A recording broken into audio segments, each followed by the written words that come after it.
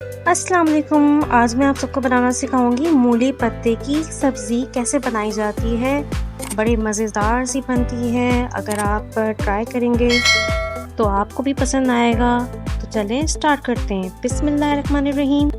میں نے ایک پتیلی لے لی، اس میں ڈال دیا آئل، پھر میں نے یہاں پہ ادرک اور لہسن چاپ ڈال دیا، اس کو فرائی کر لیا، پھر میں نے پیاز ڈال دی، اس کو فرائی کری، پھر ڈالیں گے زیرہ، اس کو سوتے کرنے کے بعد ہری مرچ ڈال، پھر کریں گے فرائی، پھر اس میں ڈالیں گے ٹماٹر، اس کو سوتے کریں گے، پھر اس میں ڈالیں گے دہی ڈالنے کے بعد سوتے کریں گے، پھر سارے مسالے جائیں گے اس میں پانی ڈال کے 10 منٹس تک رکھ دیں گے۔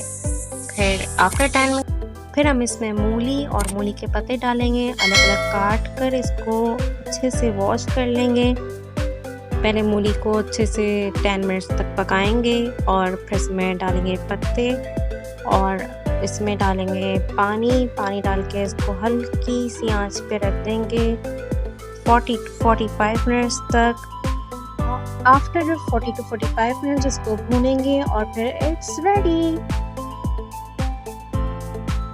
If you like my recipe, then don't forget to like, comment and share my video. Subscribe my channel please.